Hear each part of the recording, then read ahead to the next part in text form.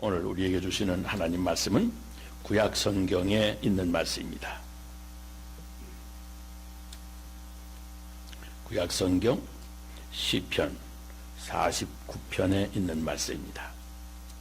제가 가진 성경으로는 구약 성경 836페이지에 있는 말씀입니다. 1절부터 끝절 20절까지 있는데 오늘은 내용이 좀 깁니다만은 제가 한 절 읽고 여러분들이 한 절 읽고 우리 함께 한번 교독하겠습니다. 시편 49편 1절 말씀부터 우리 교독합니다. 뭇 백성들아 이를 들으라. 세상의 거민들아 모두 귀를 기울이라. 내 입은 지혜를 말하겠고 내 마음은 명철을 작은 소리로 읊조리리로다.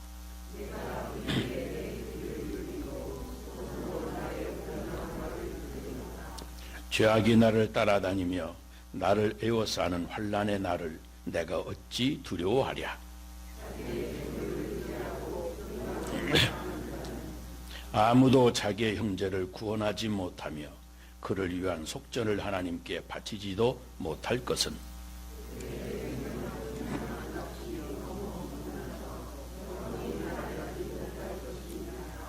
그가 영원히 살아서 죽음을 보지 않을 것인가.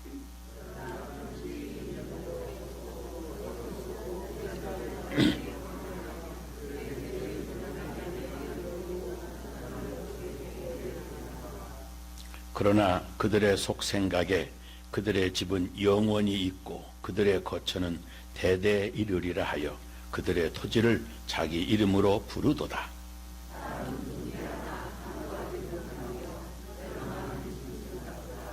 이것이 바로 어리석은 자들의 길이며 그들의 말을 기뻐하는 자들의 종말이로다. 셀라.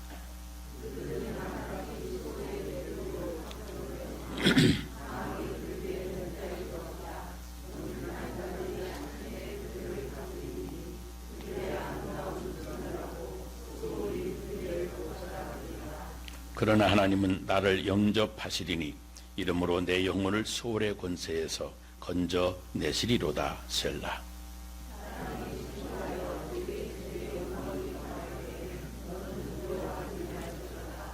그가 죽음에 가져가는 것이 없고 그의 영광이 그를 따라 내려가지 못함이로다.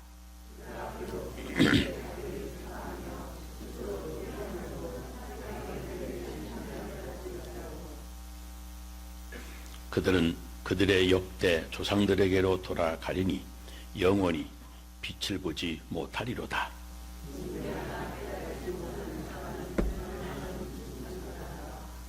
아멘.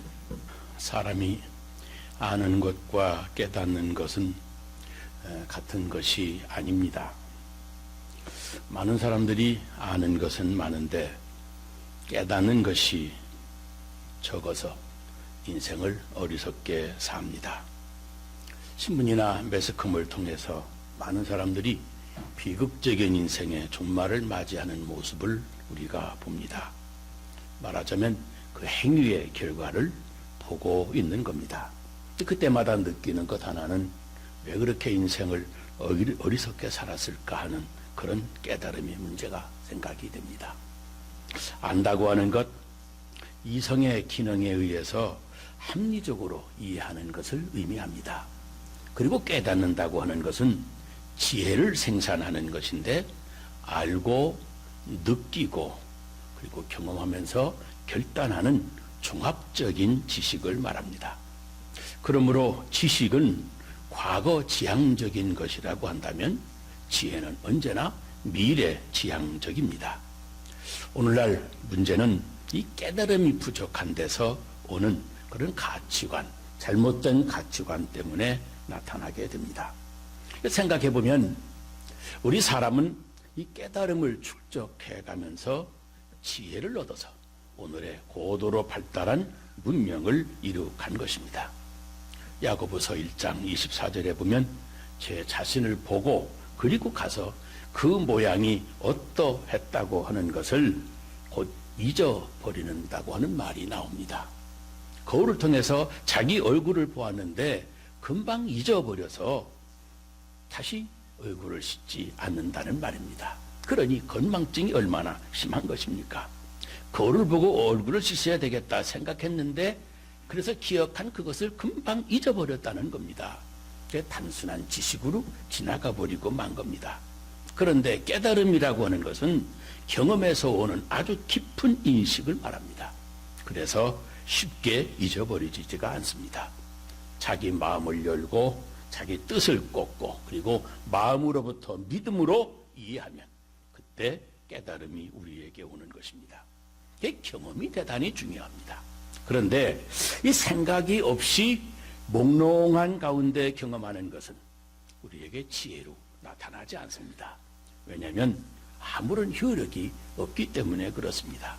그러므로 생각하고 그리고 경험하고 그러면서 마음으로부터 깨달아지고 믿어지는 그 믿음이 있을 때 그럴 때 깨달음이 우리에게 축복으로 오는 것입니다. 요즘에 가끔 뉴스에 또 매스컴에 보면 우리 한국의 젊은 어머니들이 자기가 낳은 아기를 죽이는 끔찍한 사고가 많이 나옵니다. 이런 일들을 볼 때 사회심리학자가 쓴 글이 하나가 생각이 납니다. 요즘 어머니들이 해산의 고통을 경험하지 않기 때문에 자식의 소중한 걸 모르고 자기가 힘들다고 자녀를 죽인다는 겁니다.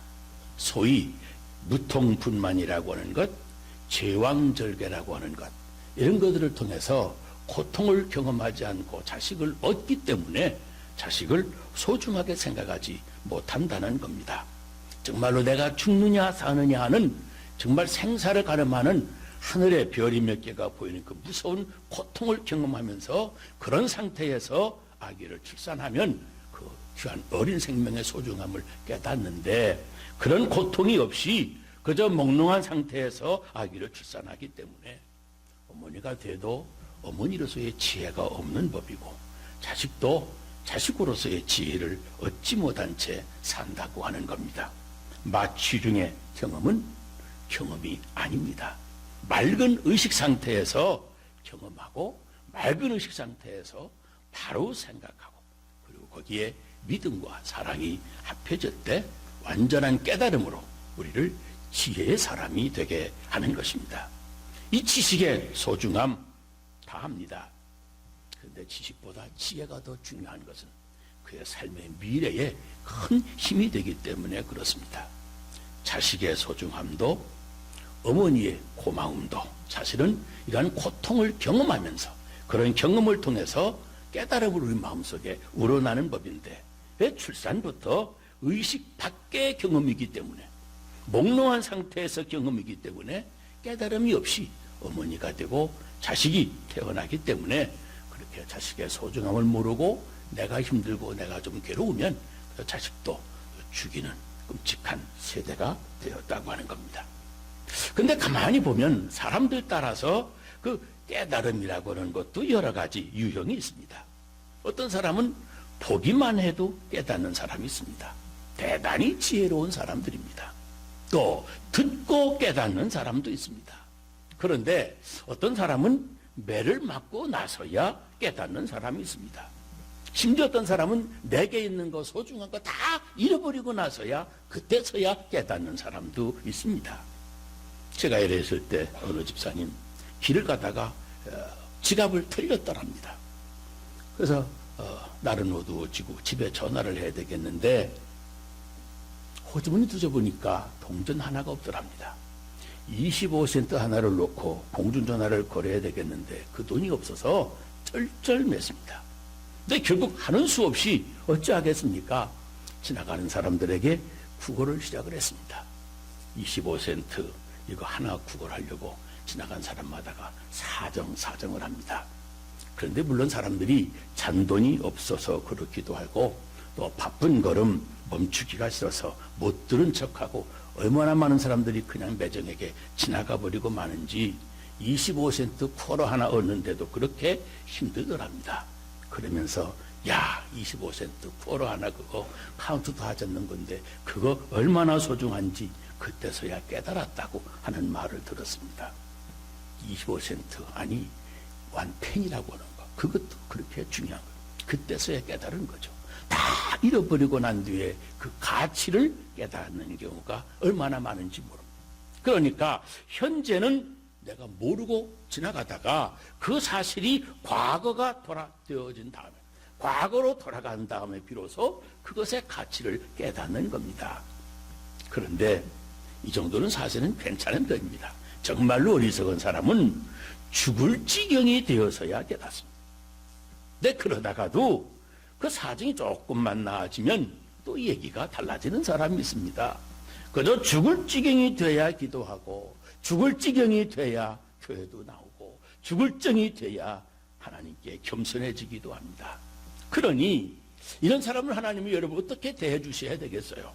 항상 죽을 지경이 되도록, 그렇게 죽을 지경에서 살도록 해야 될 것 아니겠습니까? 그러니 여러분, 좀 더 심한 사람 또 있습니다. 이 사람은 어떤 사람이냐면 죽은 다음에서야 비로소 깨닫는 사람이 있습니다. 예수님이 그런 사람을 하나 소개했습니다. 부자와 나사로 비유, 거기에 나오는 사람입니다. 이 어리석은 부자는 살아생전에 끝내 깨닫지를 못합니다. 그리고 마침내 죽고 나서야, 그것도 지옥에 가서야, 거기서 아브라함의 품에 안겨있는 나사로를 바라보고서야 깨닫습니다. 이럴 줄 알았으면 내가 살았을 때 진정 믿을 건데, 내가 진정 잘 믿을 건데, 그때까지 깨닫지만 이미 그때는 늦었습니다. 그때까지 가서 깨달을 이유가 뭐가 있겠어요? 근데 죽어서 지옥에 가서야 깨닫게 되는 사람들, 여러분 생각해보면 얼마나 우리 주변에도 많은지 모릅니다. 여러분 자신은 어떻습니까? 그 깨달음의 시점이 문제입니다. 그리고 이 경험이라고 하는 것도 직접 경험하는 사람이 있는가 하면 간접 경험으로도 깨닫는 사람이 있습니다. 내가 경험하지 않아도 다른 사람의 경험을 보고, 또 다른 사람의 경험을 기록한 책을 보고, 그리고 듣고서 깨닫는 사람이 있습니다. 특별히 우리 예수 믿는 사람들 성경 말씀을 읽으면서, 성경 말씀을 들으면서, 성경 말씀을 통해서 깨닫는 경험, 이때 바로 성령이 역사하시는 겁니다. 만일 어떤 이런 그 깨달음이 우리에게 없다고 한다면 사실 우리는 다 내가 직접 경험을 해서 온갖 고통을 다 경험하면서 겪을 수밖에 없는 겁니다. 그리고 또 어떤 사람은 하나를 경험을 하고 10가지 지혜를 얻습니다. 한 번을 경험을 하고 나머지 10번 오게 될 이 고난과 재앙의 경험을 하지 않아도 되도록 첫 번째 경험에서 깨닫는 사람이 있습니다. 근데 반대로 10번 경험 다 하고서야 뒤늦게 깨닫는 사람이 있습니다. 어리석은 사람 아니겠습니까? 그 대표적인 인물이 구약에 나오는 바로 출애굽기의 바로 왕이라고 하는 사람입니다. 바로 왕, 10번째 재앙까지 다 받고서야 이스라엘 민족을 풀어주지 않습니까? 그 웬만히 눈치 있는 사람 같으면 그저 한두 가지 재앙 경험을 할 때 알아차려야지, 왜 10번째까지 재앙을 다 받고 나서 그때서야 손을 드느냐, 그 말입니다. 사실 성경을 보면, 자세히 보면 그렇습니다. 이 홍해를 건너서 도망가는 이스라엘 백성들을 뒤쫓아가다가 바로 왕이 거기서 물에 몰사당해서 함께 죽고 갑니다. 그러니까 바로 왕은 따지고 보면 10번째 아니라 11번째 재앙까지 경험하고 마는 겁니다. 미련하게, 아주 고집스럽게 왜 거기까지 가느냐, 그 말이에요. 출국 읽을 때마다 여러분 화가 나지 않습니까? 왜 그렇게 사람들이 어리석을까? 원인은 하나입니다. 깨달음이 없기 때문이라고 하는 겁니다. 한 번이면 충분합니다. 두 번이도 충분합니다. 그런데 왜 얻어 터지고 맞고 또 맞고 10번 맞고 11번 재앙까지 당하고 나서야 깨닫느냐, 그 말이에요. 이사야 1장 15절에 이런 말이 있습니다. 너희가 어찌해서 매를 더 맞으려고 더욱 패역하느냐. 온 머리는 병들었고 온 마음은 피곤하였으며 발바닥에서 머리까지 성한 곳이 없이 상한 것, 터진 것, 새로 맞은 흔적뿐이거늘 그것을 짜서 싸매며 기쁨으로 유하게 함을 받지 못했도다 하는 말씀이 있습니다. 여러분 보세요. 이 시간이라고 하는 것, 사건이라고 하는 건 다 지나갔습니다. 엄밀한 의미에서 우리 인생도 지나가는 겁니다. 우리 사는 것도 그래서 한 번뿐이라고 해서 일생이라고 하지 않습니까? 죽는 것도 우리의 젊음도 우리의 노년도 여러분 그 사람에게 한 번으로 지나가고 마는 겁니다. 그러니까 이거 다 지나간 다음에 후회한들 아무 소용이 없는 거예요. 연습으로 인생을 사는 사람이 없습니다. 딱 한 번 살고 그것으로 끝나고 마는 것이 우리의 인생입니다. 그러므로 시행착오 그거 경험한다고 좋아할 필요가 없습니다. 한 번 지나고 나면 그 무한한 책임을 내가 다 짊어져야 됩니다. 그러므로 일찍 깨달을수록 우리에게 복입니다. 오늘 본문 말씀을 제가 돌아갑니다. 깨달음이 없는 자는 멸망할 짐승과 같다 하는 말씀이 있습니다. 깨달음이 없는 사람 멸망할 짐승과 같습니다. 사실 생각해보면 깨달음이 없는 사람은 짐승만도 못할 때가 있습니다. 제가 어렸을 때 시골에서 자랐습니다마는 아버지한테 늘 듣던 이야기가 있습니다. 송아지 이 소는 한번 자기가 빠졌던 함정은 절대 다시 지나가지 않는답니다. 잘못한 실수 다시 반복하지 않는다는 말입니다. 그런데 만물의 영장이라고 하는 이 사람은 잘못될 거 알면서도 잘못인 거 알면서도 번번이 그 길을 또 가고 그 짓을 또 하는 겁니다. 라스베가스의 도박 중독이라는 말 많이 하지 않습니까? 다 그런 것 아니겠어요? 마침내 내가 죽어야만 그 길을 끝내는 사람이 있습니다. 얼마나 어리석은 사람인지 모릅니다. 오늘 본문에 두 가지 우리가 깨달음을 가지고 그리고 세상을 살아야 된다고 강조합니다. 하나는 이 재물에 대한 깨달음입니다. 그리고 다른 하나는 죽음에 대한 깨달음을 가지고 살아야 된다고 말씀합니다. 이 재물에 대한 깨달음, 이 재물이라고 하는 거 무엇을 우리가 깨달아야 되는가? 이 재물은 하나님이 주신 선물이라고 하는 것을 깨달아야 된다는 말입니다. 내가 수고해서 얻은 재물이라고 내 것이라고 우리가 말을 하지만 사실은 나보다 더한 수고를 해도 내가 얻은 만큼 얻지 못하는 사람도 많이 있습니다. 그러므로 내가 지금 손에 얻어쥐고 있는 이것은 내가 벌었다고 내 것이라고 주장하지만 사실은 하나님이 내 인생의 한때 나한테 맡겨주신 것이라고 하는 것을 우리는 알아야 됩니다. 하나님이 주신 선물입니다.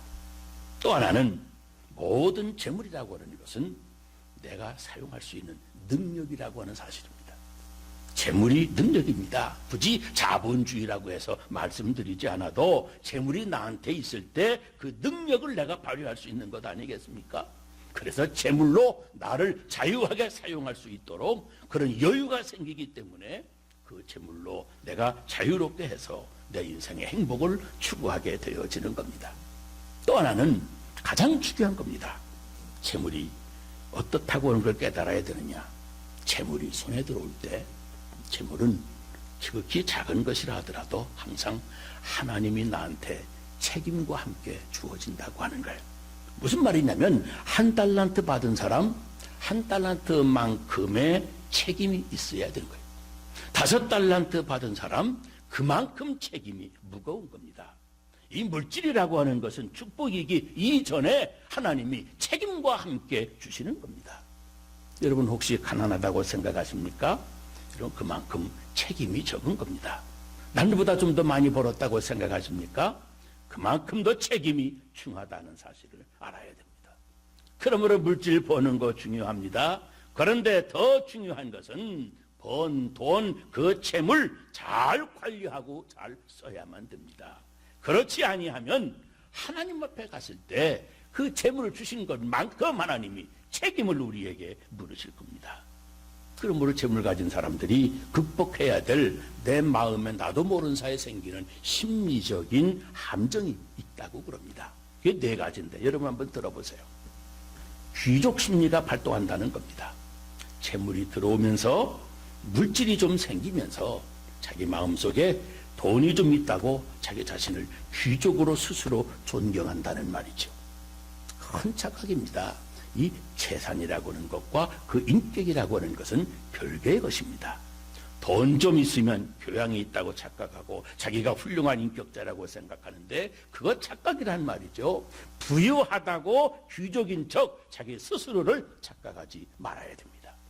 또 하나는 돈 좀 있으면 당당한 의인이라고 생각을 합니다. 이게 잘못되었다는 겁니다. 돈이 있으면 스스로 의인인 양 착각을 하게 되는데 특히 우리 성도들도 마찬가지입니다. 성도들 가운데 돈 좀 모아서 부자가 되려고 그만 모아서는 안 될 부정한 재산을 모아놓고서도 그리고서도 하나님의 축복이라고 기뻐하고 자랑하는 사람이 있다는 말이죠. 물론 하나님이 의인에게 주시는 재물의 축복이 있습니다. 근데 똑같이 알아야 될 것은 악인에게도 부가 있을 수 있다고 하는 것을 우리는 알아야 됩니다. 부하면 하나님 축복받은 것이고 가난하면 하나님께 저주받은 것이라고 이원론적으로 생각하지 말아야 됩니다. 그 반대일 수가 얼마든지 있습니다. 가난하고 복받은 사람이 있고 부유하고 저주받은 사람 많이 있습니다. 그 돈 때문에 인생 망친 사람이 얼마나 많습니까? 그리고 또 하나는 돈과 함께 우리가 빠지기 쉬운 심리적인 함정은 뭐냐면 돈이 생기면 돈 생기는 만큼 내 마음속에 이기심이라고 하는 것이 커진다고 하는 사실입니다. 돈이란 가질수록 더 가지려고 하는 욕심이 생깁니다. 우리 예수님 그러셨잖아요. 양 99마리 가진 사람, 한 마리 가진 가난한 사람의 양을 빼앗아서 100마리 채우려고 하는 욕심이 있다고. 누구나 마찬가지입니다. 지난번에 한국에 갔다 오다가 비행기에서 영화를 봤는데 영화 2편을 봤는데 엉그럽게도 둘 다 깽영화입니다. 그 내용이 뭐냐면 경찰과 이런 그 갱들 불량배 사이에 아주 시소 같은 싸움이 전개되는 그러한 영화입니다. 근데 하나같이 둘 다 은행 터는 거라든지 보석상을 터는 거라든지 그러는 데는 이 훔쳐서 돈을 털어 훔쳐내는 데는 그 갱들이 정말로 일사불란하게 잘 진행을 시킵니다. 근데 이들이 언제 싸우느냐 하면 재물을 훔쳐가지고 분배하는 과정에서 꼭 말썽이 생깁니다. 서로 자기가 많이 가지겠다고 하는 거죠. 이기심, 이 욕심에서 서로를 죽이고 소리를 죽는 그런 그 혈전이 벌어지게 되는 겁니다. 그러므로 여러분 돈 좀 벌었다 싶을 때 꼭 마음속에 명심해야 될 경고가 하나 있습니다. 돈 벌어 놓은 다음에 특별히 여러분 50쯤 넘어가면 앞으로 돈 더 많이 벌려고 생각하지 마세요. 이제 그 정도로 벌면 됐습니다. 그리고 그 정도 되어지면 이제 분배하는 일, 이제 베푸는 일, 거기에 신경을 써야 된다고 하는 사실입니다. 절대 그때도 욕심부리면 나도 망하고 남도 망하고 온 가족이 함께 망하게 됩니다.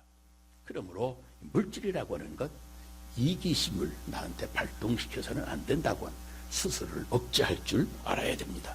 또 하나는 이 물질과 함께 물질 가지고 있는 사람이 우상심리가 발동한다는 겁니다.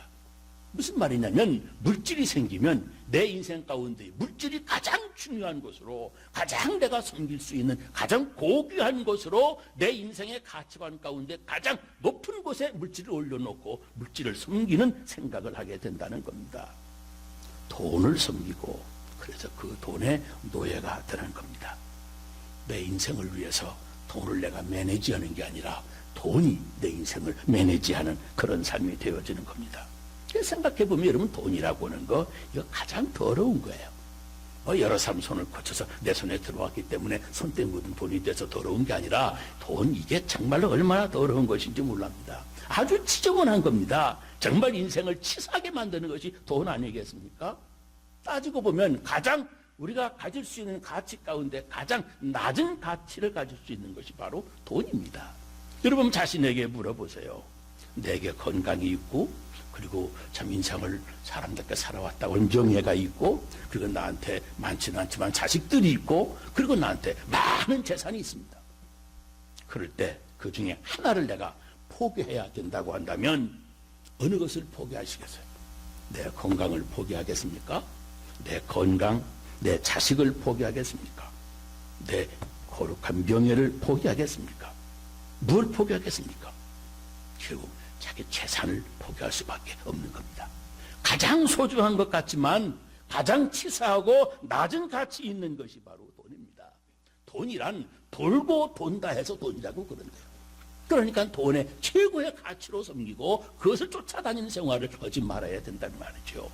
근데 이 가장 낮은 것이 바로 돈인데, 이것이 내 인생의 가치관 가운데 가장 꼭대기, 가장 높은 곳에 올라가서 내 인생을 좌지우지하는 그런 인생의 왕노릇을 하고 있는 겁니다.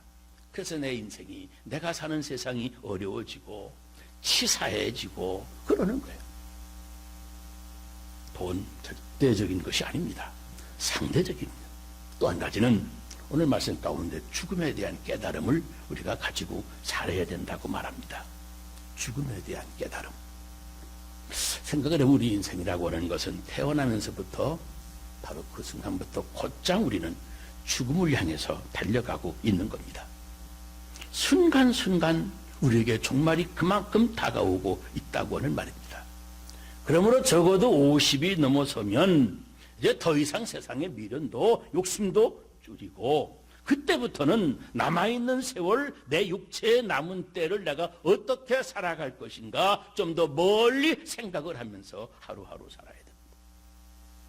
지난날 인생을 철없이 살아왔다 하더라도 그때쯤 되면 이제 인생 좀 정신 차리고 살아야 될 때가 된 겁니다. 후회스러운 일, 후회할 일 다시는 반복하지 말아야 됩니다. 시행착오 그동안 한두 번으로 족합니다. 11번 시행착오 하나님의 재앙까지 경험할 필요가 없지 않습니까? 죽음 앞에 가서 깨닫는 그런 어리석은 자가 되지 말아야 됩니다. 50 넘도록 인생 경험하면서 아직도 깨달음이 없어서 계속 하나님의 재앙을 경험하는 그런 일은 없어야 되지 않겠습니까? 죽음 앞에 당당하게 설 수 있는 그런 인생의 깨달음, 죽음 앞에 당당히 설 수 있는 지혜로운 깨달음을 우리가 가져야 됩니다. 하나님 앞에 자랑스럽게 설 수 있는 그런 많은 깨달음으로 우리의 남은 세월을 살아야 됩니다. 그래서 죽음 앞에 거기 가서는 후회하지 않도록 하나님의 말씀을 깨달은 대로, 내 인생의 그동안의 경험을 통해서 깨달은 대로 정신 차리고 인생을 살아야 될 것입니다. 오직 한 번뿐이기 때문에 그렇습니다. 오늘이 12월 첫 주일입니다. 2016년도 마지막 달이 벌써 왔습니다. 세월이 정말 빠릅니다. 누구에게나 빠른 세월입니다. 그런데 우리 인생은 참 존귀합니다. 그러나 깨달음 없는 인생은 짐승과 같다고 그랬습니다. 우리 사람에게는 하나님의 말씀을 듣고 깨달을 수 있는 은혜와 그런 특권을 하나님이 주셨습니다. 두 가지, 물질에 대해서 그리고 우리 앞에 다가오는 죽음 앞에 대해서 우리가 깨달아야 하는 때가 이제 왔습니다. 그 깨달음을 정리하고 얼마 남지 아니한 우리 육체의 남은 때를 하나님 보시기에 가장 귀하게 가치 있게 살아갈 수 있어야 되겠습니다. 깨달음이 있어야 사람입니다. 그리고 깨달았으면 깨달은 대로 바로 실천해야만 됩니다. 후회하지 아니하는 중성된 신앙생활로 순간순간 깨달음을 주시는 우리 하나님께 정신 차리고 응답하는 성도 여러분이 다 되시기를 주의 이름으로 축원합니다. 기도하겠습니다.